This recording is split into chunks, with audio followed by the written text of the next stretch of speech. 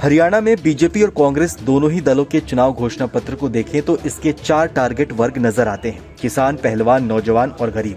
हरियाणा में कांग्रेस के सबसे बड़े चेहरों में से एक पूर्व मुख्यमंत्री भूपेंद्र सिंह हुड्डा ने अभी एक दिन पहले ही आज तक से खास बातचीत में कहा था कि हमारे हरियाणा में 3 चीजें हैं: जय जवान, जय किसान और जय पहलवान। जय जवान सेना से रिलेट करता है और हरियाणा के चुनाव में सेना भर्ती की अग्निवीर स्कीम बड़ा मुद्दा है। कांग्रेस इसे लेकर बीजेपी पर हमलावर है और इसके जरिए युवाओं को अपने पाले में लाने की कोशिश कर रही है। वहीं बीजेपी भी अब डैमेज कंट्रोल के मोड में आ गई है। पहले गृह मंत्री अमित शाह ने अग्निवीर को लेकर हुड्डा परिवार पर दुष्प्रचार करने का आरोप लगाते हुए दावा किया था कि हर अग्निवीर को नौकरी की गारंटी है। अब बीजेपी के घोषणा पत्र में भी इसे लेकर पार्टी ने वादा किया है। बीजेपी और कांग्रेस में से किसके घोषणा पत्र में किसान, पहलवान और नौजवान के लिए क्या है, वो समझते हैं। हरियाणा में किसानों की बीजेपी से नाराजगी के चर्चे हैं। लोकसभा चुनाव में पार्टी 5 सीटों पर ही जीत सकी, तो वहीं इसके पीछे किसानों की नाराजगी को प्रमुख वजह बताया गया। विधानसभा चुनाव भी शंभू और खनौरी बॉर्डर पर 219 दिन से जारी किसान आंदोलन के साये में हो रहे हैं। ऐसे में कांग्रेस ने किसानों की एक प्रमुख मांग न्यूनतम समर्थन मूल्य यानी एमएसपी की लीगल गारंटी को अपने 7 वादों में प्रमुखता से जगह देकर किसान कार्ड चल दिया है। बीजेपी ने इसे काउंटर करने के लिए 24 फसलों की घोषित एमएसपी पर खरीद का वादा किया है। नयाब सिंह सैनी सरकार ने एमएसपी पर खरीद का दायरा 24 फसलों तक बढ़ाने का ऐलान पहले से ही कर रखा है, लेकिन किसान संगठन इतने से मानने को तैयार नहीं है। ऐसा माना जा रहा है कि बीजेपी इससे आगे जाकर कोई ठोस वादा करेगी जिससे किसानों की नाराजगी दूर हो सके, लेकिन पार्टी का संकल्प पत्र जारी होने के बाद ये बस अनुमान साबित हुए। हरियाणा चुनाव में पहलवान आंदोलन भी बड़ा मुद्दा है। बीजेपी नेता और पार्टी के सांसद रहे बृजभूषण शरण सिंह पर महिला पहलवानों के साथ यौन उत्पीड़न का आरोप लगाते हुए पहलवान दिल्ली के जंतर मंतर पर धरने पर बैठे हुए थे। साक्षी मलिक के साथ इस आंदोलन का प्रमुख चेहरा रहे 2 पहलवान विनेश फोगाट और बजरंग पुनिया अब कांग्रेस में शामिल हो चुके हैं।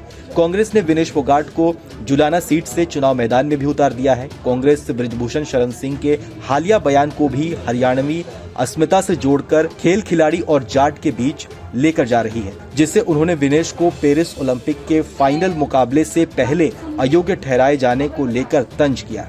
खेल जगत से जुड़े लोगों के बीच वोटों का नुकसान ना हो, इसके लिए बीजेपी ने अपने संकल्प पत्र में हर जिले में ओलंपिक नर्सरी लगाने का वादा किया है। हरियाणा की एक पहचान सेना की नौकरी भी है और सेना भर्ती की अग्निवीर योजना सूबे के सबसे बड़े मुद्दों में से एक है। देश की कुल आबादी में हरियाणा की भागीदारी करीब 2% है और सेना में सूबे का प्रतिनिधित्व करीब 10% है। कांग्रेस इसे लेकर भी बीजेपी को लगातार घेर रही है। अग्निवीर को लेकर युवाओं की नाराजगी कैश कराने की कोशिश में जुटी कांग्रेस ने अपने गारंटी पत्र में 2 लाख रिक्त पदों पर नियुक्ति के साथ ही नशा मुक्त हरियाणा के लिए पहल करने का वादा किया है। वहीं बीजेपी ने अपने संकल्प पत्र में अग्निवीर पर डैमेज कंट्रोल करने के लिए हर हरियाणवी अग्निवीर को सरकारी नौकरी की गारंटी दी है। बीजेपी ने 2 लाख युवाओं को बिना पर्ची, बिना खर्ची पक्की सरकारी नौकरी के साथ 5 लाख युवाओं को अन्य रोजगार के अवसर और नेशनल अप्रेंटिसशिप प्रमोशन योजना से मासिक स्टाइपेंड देने का वादा किया। बीजेपी के संकल्प पत्र में आईएमटी खरखौदा की तर्ज पर 10 औद्योगिक शहरों के निर्माण और हर शहर में 50,000 लोकल युवाओं को नौकरी देने के लिए उद्यमियों को विशेष प्रोत्साहन देने का भी वादा किया गया है। कांग्रेस ने महिलाओं को हर महीने 2,000 रुपए देने के साथ ही 500 रुपए में गैस सिलेंडर देने का वादा किया। कांग्रेस के वादे के बाद पार्टी का साइलेंट वोटर माने जाने वाले महिला वोट बैंक में कहीं सेंध न लग जाए, इसे लेकर बीजेपी भी एक्टिव मोड में आ गई। बीजेपी ने अपने घोषणा पत्र में कांग्रेस के मुकाबले 100 रुपए अधिक महिलाओं को लाडो लक्ष्मी योजना के तहत हर महीने 2100 रुपए देने का वादा किया।